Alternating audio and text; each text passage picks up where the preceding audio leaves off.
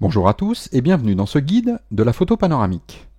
Je m'appelle Arnaud Frisch, je suis photographe professionnel, je présente mes photos sur mon site arnaudfrischphoto.com et je rédige depuis 2002 un guide complet de la photographie panoramique sur Internet. Dans ce tutoriel vidéo consacré à Panotour Pro dans sa nouvelle version, la version 2, nous allons apprendre à gérer et à placer des hotspots.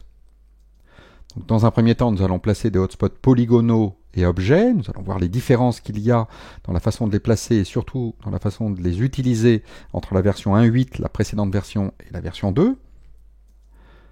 Nous allons voir comment placer des hotspots images, des hotspots vidéo, toujours en essayant de distinguer les différences qu'il y a entre la précédente version et cette version totalement nouvelle. Et enfin, nous finirons avec le reflet, avec la pose d'un reflet, d'un flare, d'un son ponctuel ou la possibilité de rogner sur un panorama pour limiter les mouvements des internautes dans ce panorama. Donc passons dans Panotour. Donc nous voici à nouveau dans Panotour et notre projet maintenant commence à prendre un petit peu de corps. Nous avons vu dans précédentes vidéos la nouvelle interface de Panotour. Nous avons vu dans une autre vidéo comment démarrer un nouveau projet, l'intérêt qu'il y avait de générer la visite virtuelle assez rapidement pour que le logiciel calcule toutes les phases de cube, ce qui demande le plus de calcul, et pour pouvoir ensuite générer la visite virtuelle et la visualiser beaucoup plus vite, et donc de pouvoir interagir et très rapidement voir les nouvelles possibilités qu'offrent les actions que nous avons modifiées sur notre panorama. Donc tout ça pour gagner en fluidité dans notre façon de travailler par la suite et dans la création de notre visite virtuelle. Nous avons vu également comment gérer les différents panoramas, et donc dans cette nouvelle vidéo, nous allons nous intéresser cette fois-ci aux fameux hotspots. Donc les hotspots vont nous permettre enfin de créer de l'interactivité entre nos différents panoramas. Les zones de hotspot sont des zones qui vont nous permettre, qui vont inciter l'internaute à cliquer dans certaines zones du panorama pour aller ouvrir un autre panorama pour continuer la visite d'un lieu par exemple. Donc l'éditeur de hotspot qui se trouve toujours en dessous la zone des panoramas s'appelle maintenant l'éditeur de spot. Donc c'est une petite différence avec la version 1.8. Si on retrouve certaines icônes, comme l'icône qui permet de rogner le panorama, de placer un spot sonore, donc un son ponctuel, de placer un reflet ou un flare, ou enfin de placer un point d'interaction, un point de hotspot, pour passer d'un panorama à un autre ou de faire une action donnée, nous voyons une nouvelle icône juste à côté qui ajoute une vidéo. Nous avons également une nouvelle icône ici qui permet d'ajouter une image. Mais en fait, derrière cette icône, vous allez retrouver la même fonctionnalité qu'il y avait sur la version 1.8, qui était la possibilité de rajouter un polygone, mais qui a forcément 4 côtés. Et enfin, nous retrouvons la possibilité de placer un polygone à partir de 3 côtés, 4 côtés, et ainsi de suite. Donc commençons par nous intéresser et par placer d'abord un polygone classique à plusieurs côtés. Donc je sélectionne l'outil, je vais agrandir ma zone de panorama vers la zone où je veux placer ce polygone. Donc je sélectionne mon outil et je vais commencer à tirer des points d'intérêt sur la zone qui va me permettre de rentrer dans le musée. Donc là, l'aspect est identique à la précédente version. Mais ce qui change par rapport à la précédente version, c'est tout d'abord, comme vous l'avez peut-être remarqué, le logiciel a automatiquement créé un lien vers le panorama suivant. Donc dans cette zone, j'ai un groupe de panoramas où il y a 2 panoramas. Et donc intuitivement, automatiquement, le logiciel me propose de créer un lien directement vers ce panorama. Il est évident que l'on peut interagir pour pouvoir modifier ce choix qui est fait automatiquement par le logiciel, mais ce choix est très cohérent et permet de gagner en fluidité dans la réalisation de notre visite virtuelle. Donc voilà, ça c'est une nouveauté vraiment intéressante de Panotour Pro dans sa nouvelle version, la version 2. Donc il est possible évidemment donc de changer ce panorama pour deux choses, soit le deuxième panorama de ce groupe, soit évidemment forcer vers un autre panorama d'un autre groupe. Donc toute cette partie-là est regroupée maintenant dans ce qu'on appelle une zone de paramètres d'action. Et donc vous voyez que ce n'est plus tout à fait la même forme que dans la précédente version, puisque ici ça s'appelait l'éditeur de hotspot. En revanche, on retrouve ici notre image qui est la vue vers laquelle on va, ici affichée avec sa vue par défaut. Mais là s'arrêtent les ressemblances, puisque, comme vous pouvez le constater, il n'y a pas ici la possibilité de pouvoir changer l'aspect de la zone de hotspot. Et donc nous allons voir que c'est une nouvelle approche des ingénieurs de la société Color pour créer cette nouvelle version. Et je vais la détailler maintenant, vous allez voir, c'est vraiment très intéressant.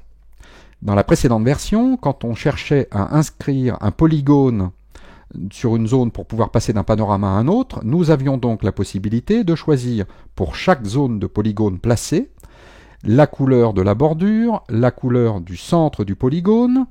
Nous avions la possibilité de choisir l'infobulle.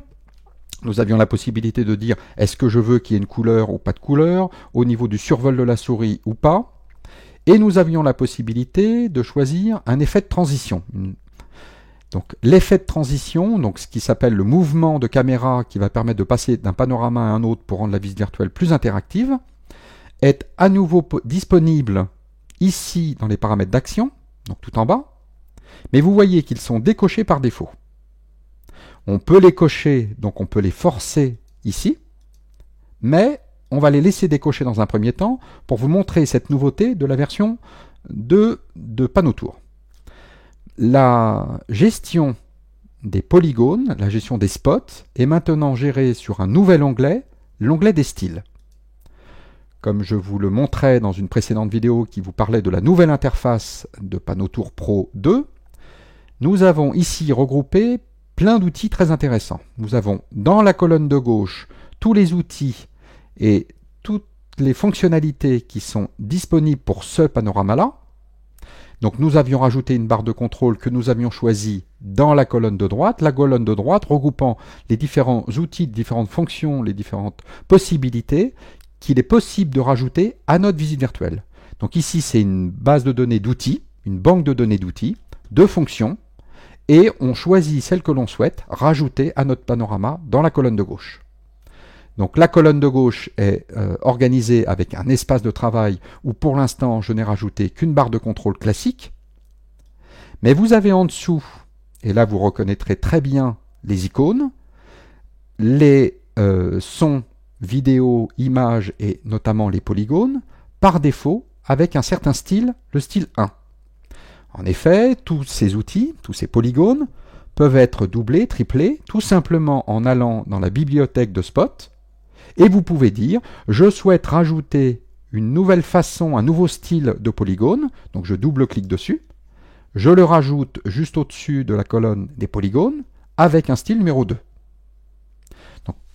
Donc qu'est-ce que je vais pouvoir choisir comme option, par exemple, et je reviens sur le polygone avec un style numéro 1. Eh bien ici sont regroupées toutes les options qui étaient avant disponibles dans le premier onglet, l'onglet Visite. Donc vous aviez ici différentes options qui étaient disponibles et non pas un style.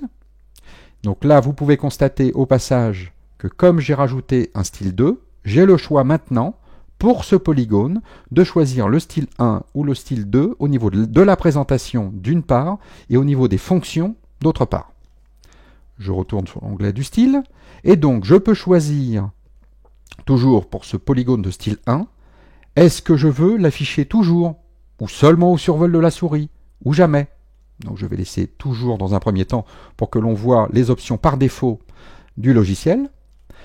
Vous voyez que vous pouvez ici changer les codes couleurs de la bordure et du remplissage.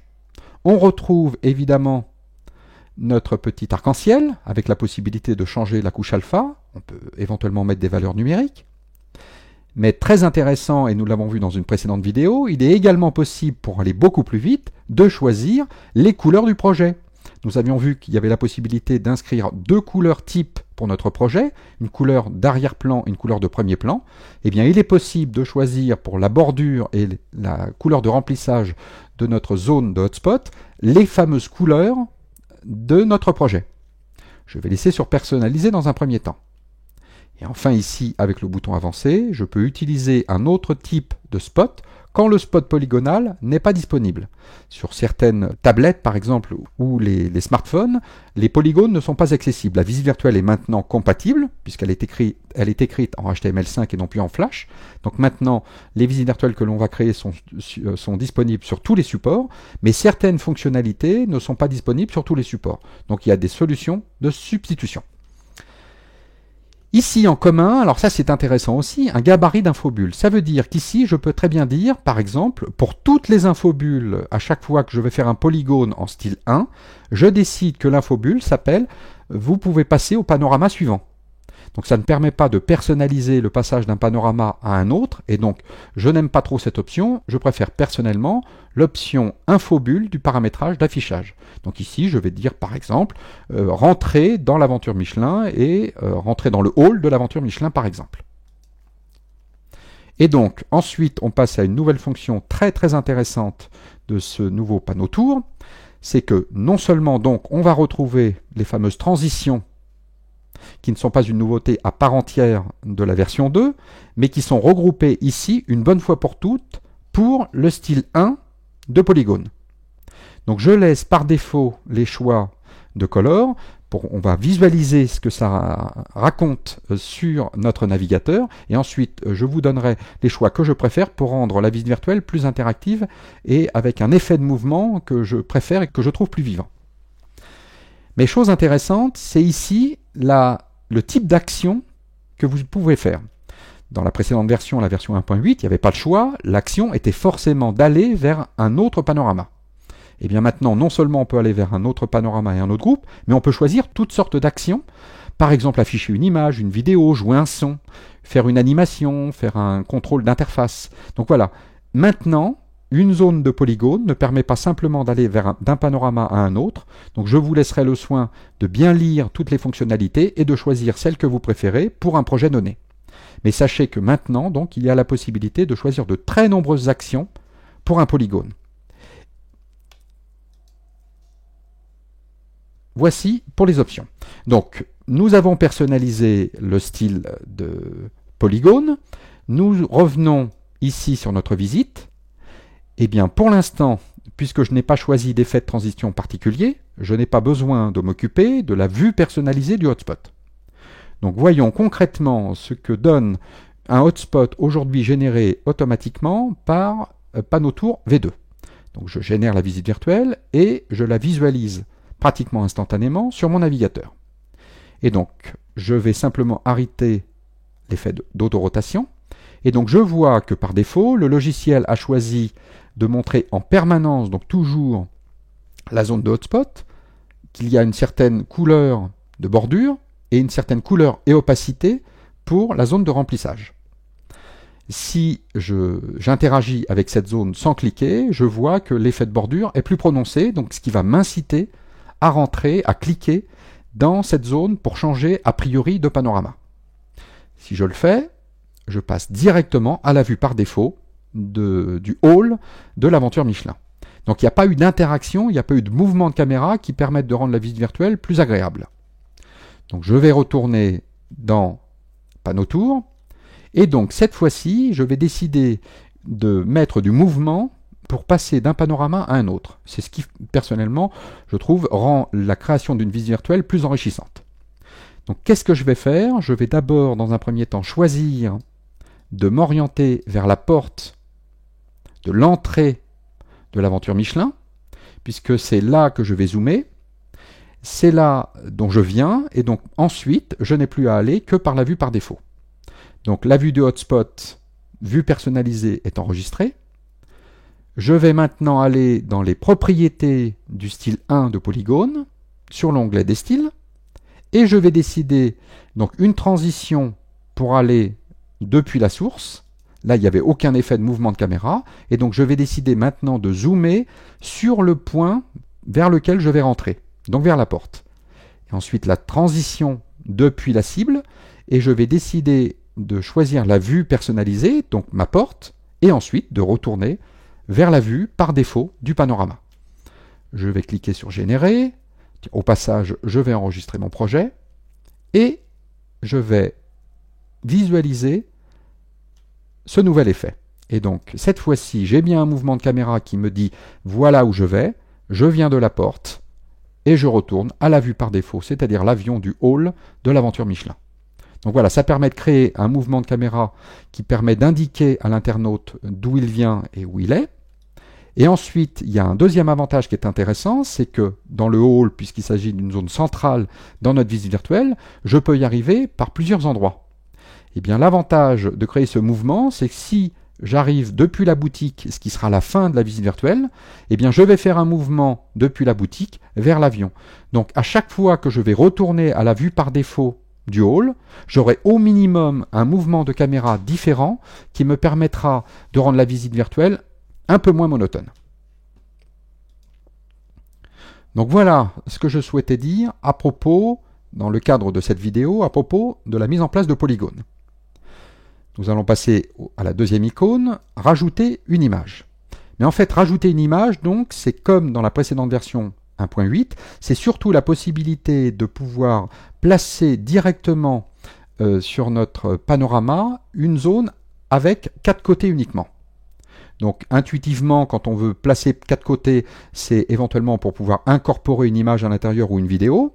Mais donc le logiciel maintenant fait la distinction entre une image et de la vidéo. Donc ce qui est très important, c'est que ici, sur le hotspot que nous venons de placer, qui était parfaitement rectangulaire, puisqu'il s'agissait de l'ouverture d'un immeuble, donc à travers une porte, à travers une fenêtre, ou bien ici, on pouvait très bien utiliser la deuxième icône qui va nous permettre de placer directement. Donc voilà, je vais en placer un ici dans le cadre de ce tutoriel vidéo pour voir comment ça se passe. Donc je décide de placer mon premier point en haut à gauche, je continue à tirer mon rectangle, et bien quand je vais placer mon troisième point, le polygone va se fermer et je n'ai plus qu'à aller tirer directement dans le quatrième point et mon polygone est fermé directement. Donc ça permet d'aller un petit peu plus vite, donc c'est quelque chose que j'aurais très bien pu utiliser également pour pouvoir mettre mon polygone sur la porte de l'aventure Michelin. Mais ce qui est intéressant, c'est donc ce polygone a donc son propre style donc d'image avec un style 1. Donc vous savez maintenant, vous commencez à bien sentir qu'il va falloir aller sur l'onglet des styles, d'aller choisir le polygone image, de regarder les différentes options qui sont attribuables une bonne fois pour toutes, et non pas à chaque fois que je vais placer ce type de polygone sur mon panorama, une bonne fois pour toutes, de le personnaliser, ce qui permet de rendre la visite virtuelle plus cohérente et au passage de travailler éventuellement un peu plus vite. Donc je vais retourner sur ma visite, et donc ici je vais décider d'afficher une image par-dessus cette zone de hotspot.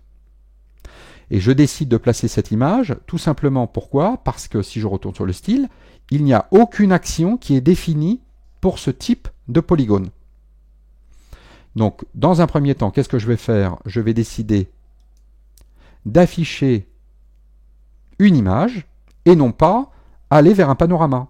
J'aurais très bien pu dire, je veux utiliser les polygones à 4 côtés, directement pour changer de panorama, ce qui m'évitera d'avoir à chaque fois à mettre 4 côtés de polygones. Donc vous pouvez vraiment personnaliser le logiciel comme vous le souhaitez. Donc je vais continuer malgré tout ici à suivre la logique des icônes. Donc je vais afficher une image, je fais OK. Et donc là, je vais avoir un certain nombre d'options de disponibles pour personnaliser l'affichage de mon image. Donc vous voyez ici que vous pouvez choisir une bonne fois pour toutes la même image que vous afficherez à chaque fois que vous mettrez un polygone de style 1, un polygone image de style 1. Mais l'avantage, c'est quand vous ouvrez cette fonctionnalité et que vous retournez dans Visite, eh bien vous voyez ici un nouveau champ qui vient de s'ouvrir et qui est la possibilité de paramètres d'action d'afficher une image qui serait indépendante du style de ce polygone de style 1. Donc je retourne ici sur l'onglet. Je pourrais très bien dire, donc vous êtes obligé pour que ça fonctionne d'afficher une image par-dessus le panneau de la sortie du parking de l'aventure Michelin. Donc je vais choisir l'image sur mon disque dur que je vais substituer à ce panneau, éventuellement mettre une infobulle, et si je décide ici d'ouvrir une image spécifique, indépendante du style de Spot 1, par exemple la même mais qui s'affichera en grand, donc on va regarder maintenant, on va générer la visite virtuelle et regarder ce que ça donne.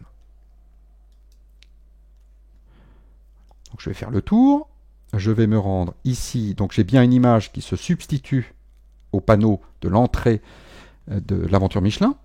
Et si je clique dessus, j'ai une image qui s'affiche, mais en trop grand. L'image que je télécharge est beaucoup trop grande pour s'afficher dans la fenêtre de mon navigateur. Donc là, ça va être intéressant de retourner cette fois-ci, non pas, donc de ne pas chercher à afficher une image ici, à moins que vous ayez décidé une bonne fois pour toutes de la bonne taille de votre image. Mais le problème, c'est que ça va dépendre beaucoup de l'écran sur lequel ça va s'afficher. Et donc là, ça vaut le coup de retourner ici, sur le spot de style 1. Je vérifie que j'ai bien choisi la bonne option. Et là, ce qui est intéressant, donc vous allez choisir votre image. Mais cette fois-ci, vous pouvez paramétrer une taille indépendamment de la taille réelle de votre fichier pour que, par défaut, elle ne remplisse pas l'intégralité de votre navigateur. Donc je vais cliquer ici sur Avancer et éventuellement, vous avez la possibilité de mettre en pause l'autorotation quand la photo est ouverte. Donc je vais régénérer ma visite virtuelle, j'active mon navigateur avec la nouvelle fonctionnalité. Et cette fois-ci, quand je vais cliquer dans mon image, j'ai bien une image qui ne remplit plus mon navigateur, une image qui est bien en pop-up. Je clique dessus pour fermer. Donc voilà la différence d'utilisation.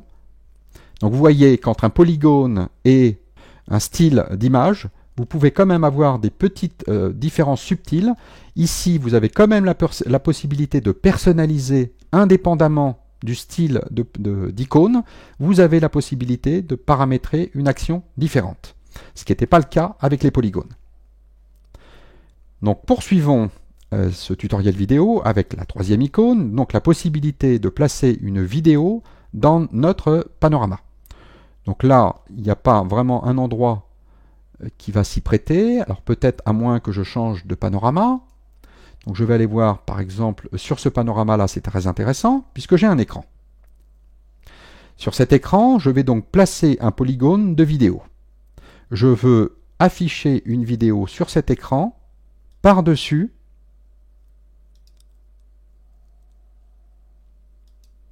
l'écran qui est affiché dans le musée. Eh bien, tout simplement, je vais chercher ma vidéo sur mon disque dur, vidéo finale. Je peux mettre une infobulle. Je vais vérifier les options concernant le spot style 1 de vidéo. Donc je vais sur l'onglet style. Je vais choisir l'icône de vidéo.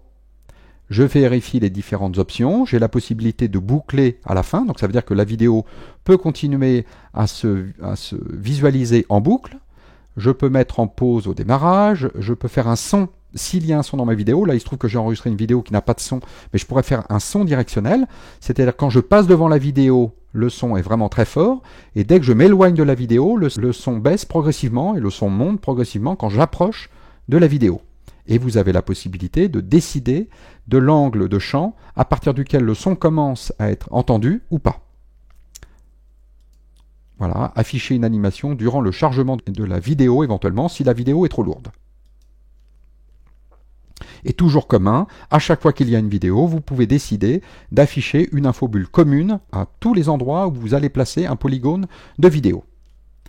Et donc une action, là en l'occurrence je décide de faire aucune action particulière, je souhaite simplement que la vidéo s'affiche directement. Sinon, vous pourriez très bien décider quand on va cliquer sur la vidéo, d'afficher une vidéo qui, cette fois-ci, s'afficherait en pop-up sur votre écran, donc par-dessus votre écran, et qui se détacherait de votre télé, si vous vouliez la visualiser et un peu mieux la voir, puisque là où elle est incrustée, elle serait relativement petite. Donc on va faire annuler, on va générer notre visite virtuelle. Comme la vidéo n'est pas trop grosse, vous voyez que la génération n'a pas été trop longue, et je visualise ma nouvelle visite virtuelle. Donc là, il va falloir que je me rende dans le panorama. Pour l'instant, je n'ai pas créé de hotspot pour passer vers ce panorama-là. Il s'agit de celui-ci. Donc je vais me rendre vers mon écran et j'ai mon film qui défile à travers ma nouvelle fenêtre. Le film exactement que j'ai créé. Donc là, vous voyez, je ne peux pas interagir avec cette vidéo. Si j'avais déposé une action, eh bien j'aurais dit, voilà, cette vidéo peut s'agrandir en pop-up sur ma fenêtre. Donc continuons avec l'analyse des différents outils pour créer des hotspots. Nous avons la possibilité également de rajouter un point d'intérêt. Donc là, c'est une approche plus classique et vraiment très intéressante, puisqu'en fait, donc admettons, on décide de créer un hotspot ici pour rentrer dans la visite virtuelle. Donc je vais décider de mettre un point d'intérêt ici, puisqu'il s'agit de l'entrée réelle une fois que les gens ont payé de l'aventure Michelin. Et donc je vais décider que ce panorama-là va non pas être lié avec le panorama extérieur, mais là, je décide de changer de groupe. Donc je vais décider de rentrer dans la salle Pipindome, voilà. Et toujours pareil, d'où je viens, eh bien, je suis arrivé dans cette salle par ce côté-là, et donc je décide une vue personnalisée, une vue du hotspot. Pour ce type de spot-là, je vais décider éventuellement donc deux choses très importantes. Je vais choisir l'icône, voilà, ici. Quel aspect je vais donner à cette fameuse icône? Donc, et là, vous avez toute une liste déroulante avec le code couleur qui correspond à votre barre de contrôle, mais évidemment, vous avez toute une longue liste. Vous pouvez choisir des flèches directionnelles, vous pouvez choisir des fondus transparents avec un espèce de mouvement dans votre effet. Donc là, c'est du classique, mais vous pouvez choisir du classique avec un effet d'animation, donc un agrandissement et un rétrécissement de votre petit spot pour vous inciter à cliquer dessus. Donc toujours pareil, voilà, on peut personnaliser l'aspect visuel du spot et évidemment les fonctions. Donc par exemple, je décide que pour ce spot-là, je souhaite aller vers un autre panorama et je choisis une transition. Donc on avait choisi la deuxième option et la deuxième option. Donc je vais retourner sur la visite. J'ai choisi ma vue personnalisée, le panorama vers lequel j'allais. J'ai choisi d'utiliser le style 1 de spot. Et je vais à nouveau générer ma visite virtuelle. Et regarder ce que ça donne. Donc là, je peux rentrer dans le hall. J'ai un effet de mouvement. Voilà. Je peux ensuite aller vers mon spot. J'ai mon point d'interaction qui se présente sous cette forme. Je peux le modifier. Je peux choisir une autre icône, par exemple une flèche. Je vais cliquer dessus. J'ai un agrandissement. Et voilà, toujours l'effet de mouvement. D'où je viens. Et je retourne à la vue par défaut. Donc voilà une autre façon de créer des hotspots sous la forme d'un polygone ou bien sous la forme d'un point d'intérêt. Donc ce qui est très important avec ces points d'intérêt, c'est que vous pouvez du coup en créer de très nombreux et c'est dans l'onglet des styles que vous allez les personnaliser.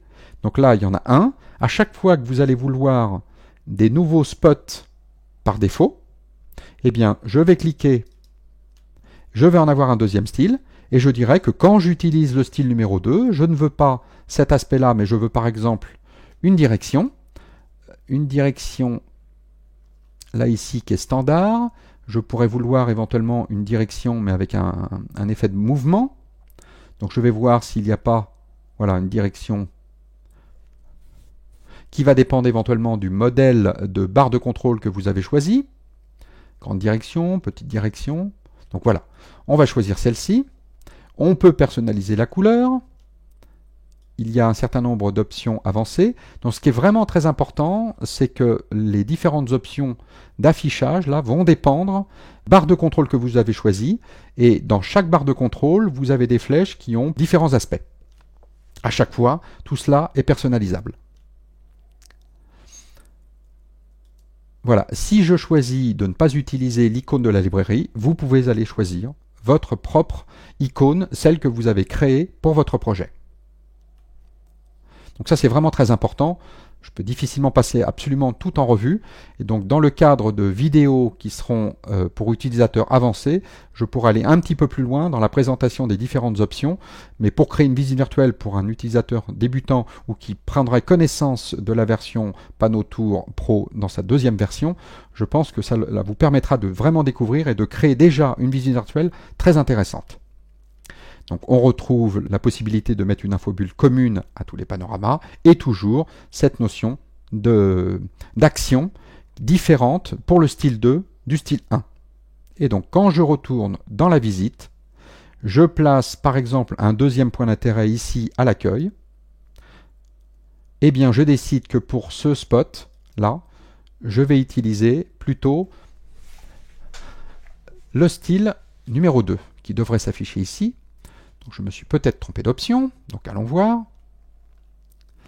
Oui, en effet, j'ai utilisé la vue de carte et non pas de point. Donc je vais supprimer ici. Donc là, ce qui m'intéresse, c'est un défaut de point. Voilà, j'ai mon deuxième style de spot pour un point. Et donc cette fois-ci, ça va fonctionner. Je vais là et je peux choisir les options d'affichage d'un style 2 et non pas du style 1. Donc vous pouvez en créer autant que vous voulez et choisir à chaque fois que vous posez un point d'intérêt, non seulement un certain mouvement, une certaine transition, une certaine action et un certain aspect. Donc voilà, j'espère que à travers cette vidéo, donc il va y avoir une vidéo qui va être consacrée à cet onglet des styles, mais à travers cette vidéo, j'espère que ça vous permet d'appréhender un petit peu mieux comment on utilise ce fameux onglet de style pour personnaliser les actions, le graphisme de la visite virtuelle. Donc nous allons finir avec la pose d'un reflet, donc un effet de flair. Donc là, nous allons retourner sur le panorama extérieur et nous allons poser tout simplement un reflet, un effet de flair sur le soleil. On peut le poser sur le soleil, sur un spot lumineux à l'intérieur d'un bâtiment. Donc nous allons générer la visite virtuelle et tout de suite, regardez l'aspect de ce fameux flair. Donc si je vais vers le soleil, voilà ce qu'on appelle un reflet. Voilà. Vous avez un effet qui permet d'ajouter une petite interactivité, un petit effet amusant sur votre visite virtuelle. Et donc, nous avons presque fini pour cette vidéo avec ajouter un spot sonore. Donc là encore, je vais aller sur le panorama extérieur et je vais décider de poser un son, mais local. Donc ce son local, c'est un bruit de voiture qui est en train de se déplacer. Donc je décide de le placer sur la route. Et je vais tout simplement chercher le fichier MP3, son de voiture. Donc je vais quand même vérifier le style de spot pour le son. Je vais sur l'onglet des styles. Je vais vérifier, je vais chercher le spot son directionnel qui est ici. Et donc, qu'est-ce qu'il y a comme option? Il y a simplement boucler le son. Ça veut dire qu'à chaque fois que la lecture du MP3 sera finie, elle se relancera automatiquement. Et j'ai la possibilité nouvelle par rapport à la version 1.8 de PanoTour de pouvoir choisir entre quel angle et quel angle le son peut être entendu. Donc quand je suis sur la zone de spot, le son est maximum. Quand je m'éloigne jusqu'à 90 degrés, le son baisse. Il s'éteint complètement de 90 degrés à moins 90 degrés et il se rejoue progressivement de moins 90 degrés à 0 degrés.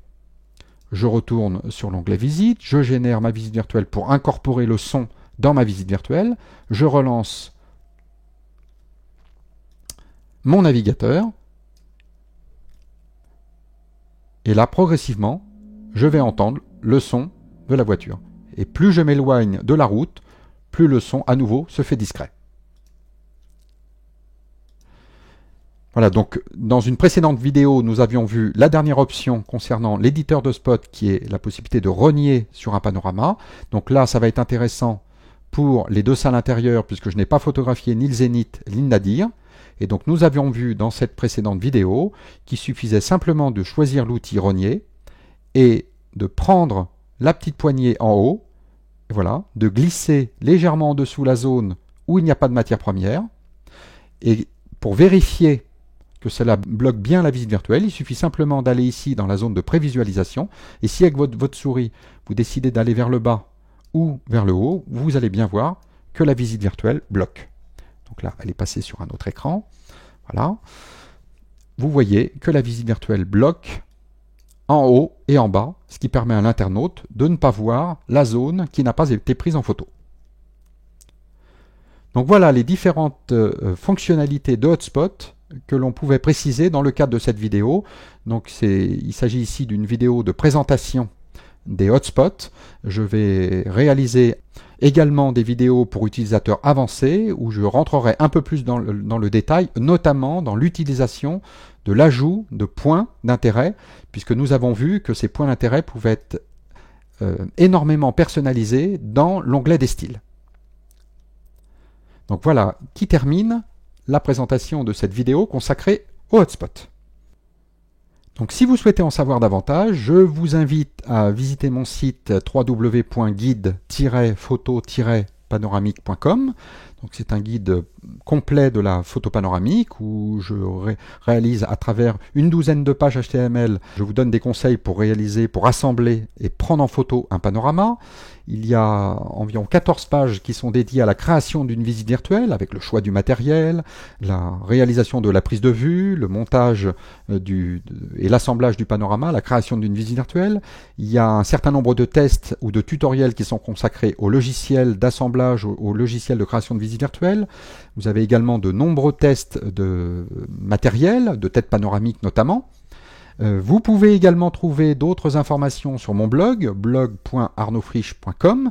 Alors sur ce blog, j'essaye plutôt d'écrire des articles complémentaires, plus liés à l'actualité, nouveau matériel, une petite fonctionnalité nouvelle que j'aurai découverte et dont je ne parlerai pas sur mon guide de la photo panoramique. Et également, de temps en temps, j'essaye de répondre aux questions que je reçois le plus fréquemment. Et donc par un jeu de questions-réponses, je réponds à ces fameuses questions. Et enfin, vous pouvez également retrouver toutes mes vidéos sur ma chaîne YouTube, où je présente des vidéos évidemment consacrées à la photo panoramique, mais également à la gestion de la couleur, ou encore à la photo au sens plus général. Donc voilà, pour finir, je vous explique pourquoi cette vidéo est gratuite, et je vous remercie beaucoup pour votre attention, et je vous dis à très bientôt, soit sur mon guide, soit à travers de nouveaux tutoriels vidéo.